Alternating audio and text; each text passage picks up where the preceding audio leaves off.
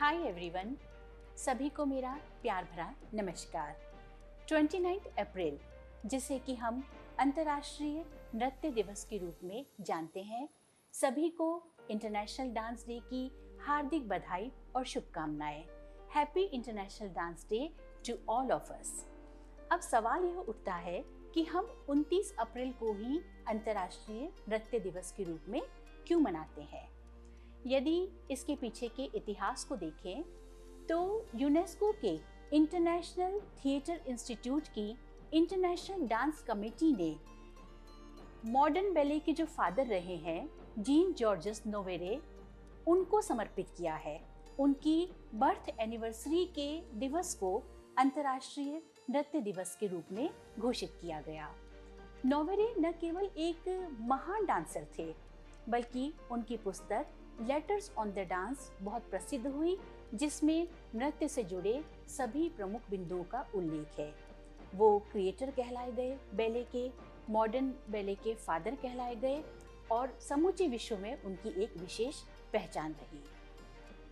अंतर्राष्ट्रीय नृत्य दिवस को मनाने का मुख्य उद्देश्य यह है कि नृत्य कला से जुड़े जो भी लोग हैं या जो भी डांसर्स हैं, जो भी इस कला के फील्ड में अपना नाम कर रहे हैं या कमिटेड है इस फील्ड में, उनके प्रति सम्मान का भाव अभिव्यक्त किया जाए और सार्वजनिक रूप से नृत्य कला को प्रतिष्ठित किया जाए।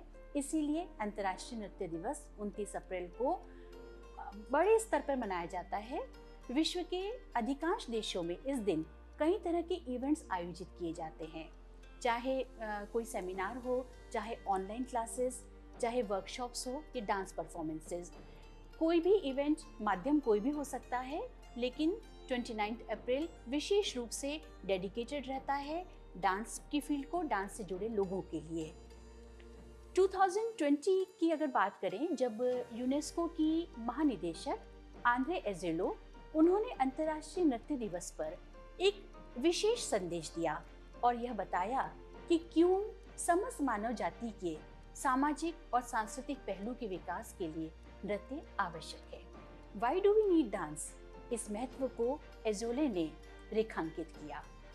नृत्य हमको आनंद देता है, या मैं यूं कहूँगी, अगर हम कला की बात करें, किसी भी कला की बात करें, तो कलाओं का हमारे जीवन में बहुत बड़ा योगदान है। मनुष्य और कला का अटूट संबंध है। कलाएं कई प्रकार की होती है, उनका अभिव्यक्ति का माध्यम अलग अलग हो सकता है। किसी को संगीत के 7 सुरों से प्यार होता है, तो किसी का प्रेम कविता या शायरी में दिखाई देता है। किसी को खाली कैनवास पर चित्र उकेरने में आनंद आता है, तो किसी को घुंघरूओं की झनकार से लगाव है, कोई अच्छा स्कल्पचर बनाता है।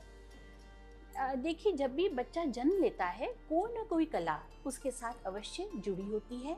आवश्यकता इस बात की होती है उस कला को पहचाने, उस कला को तराशें और उसका विकास करें। कलाएं मनुष्य को संवेदनशील बनाती है। कला मन की भाषा है, अंतर आत्मा की आवाज है।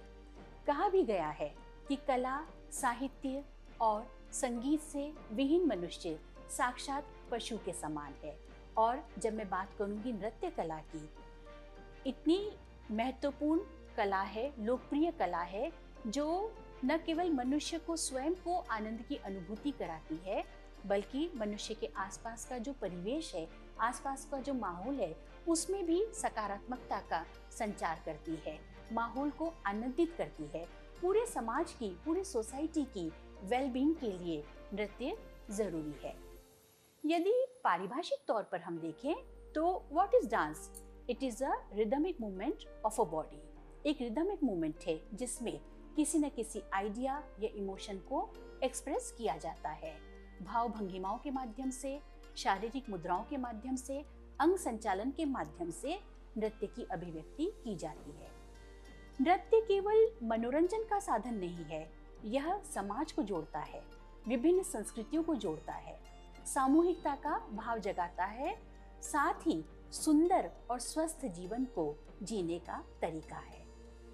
प्रकृति के कण कण में मैं यूं कहना चाहूंगी कि गीत, संगीत और नृत्य विद्यमान है। जब पत्तियां हिलती है तो उनमें भी कुछ संगीत की अनुभूति हम कर सकते हैं।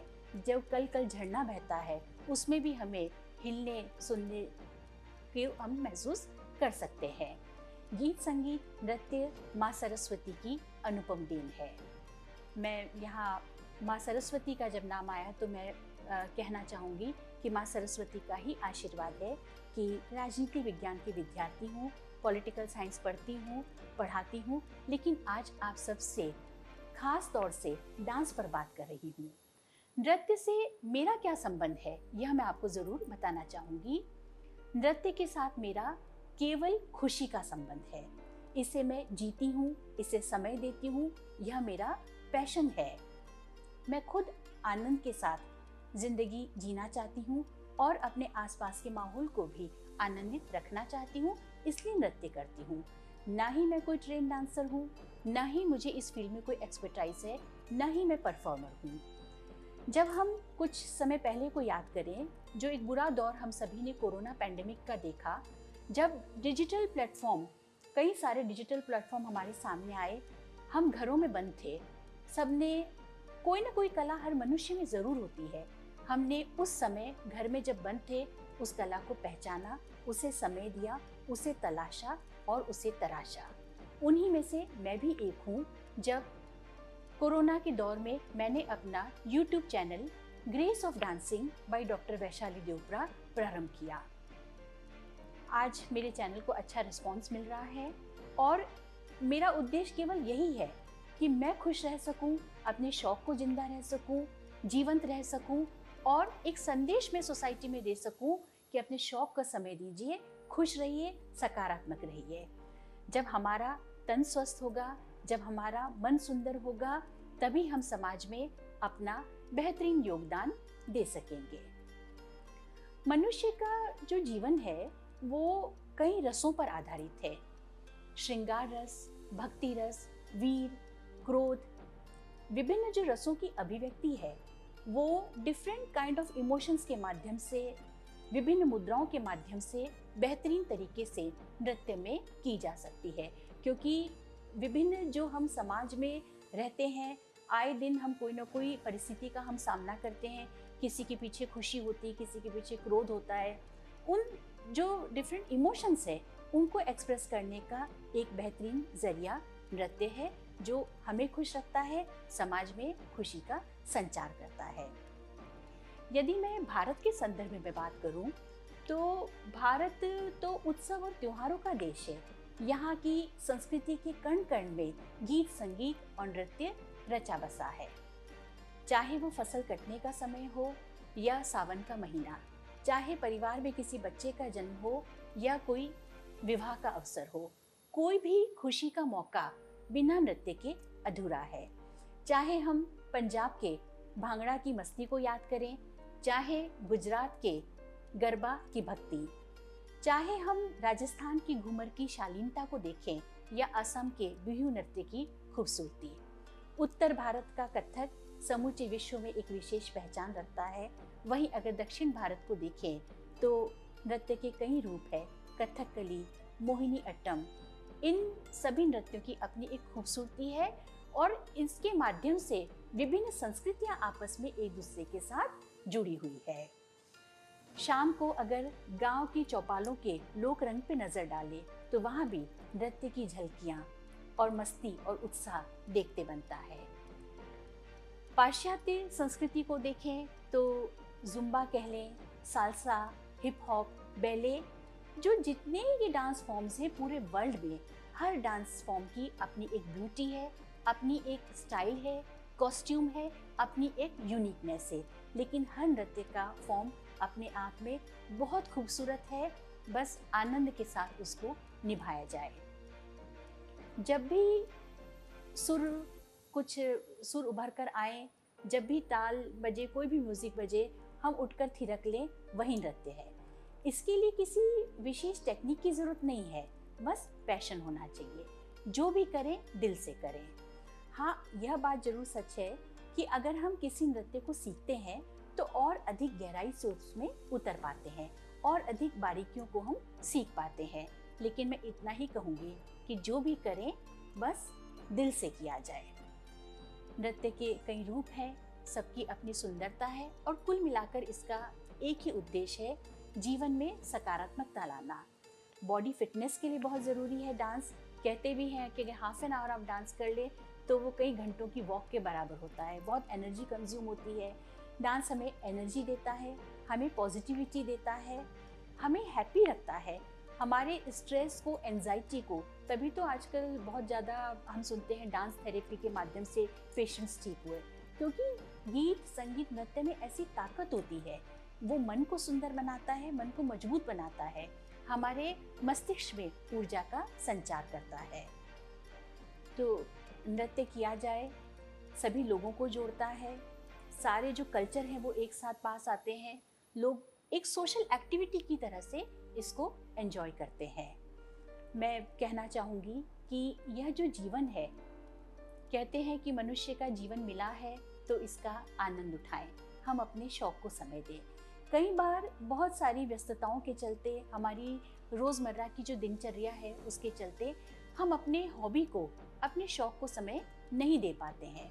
बाद में हम पछताते हैं कि हमने ये सीखा होता या हमने ये किया होता, लेकिन तब तक देर हो चुकी होती है। हालांकि सीखने की कोई उम्र नहीं होती।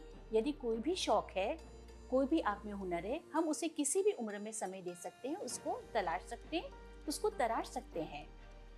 तो अपने शौक को समय दें, जिंदा दिली से जिए, क्योंकि ये मनुष्य जो जीवन है इसमें वैसे भी आजकल बहुत ज़्यादा एंजाइटी और स्ट्रेस को हम फील करते हैं। हम देखते हैं अपने आसपास जो यंग जनरेशन है वो भी कितना स्ट्रेस में रहने लग गई है, चाहे वो पढ़ाई का तनाव हो, चाहे वो नौकरी पाने का तनाव हो, चाहे वो फैमिली लेवल पर कोई ना कोई टेंशन हो।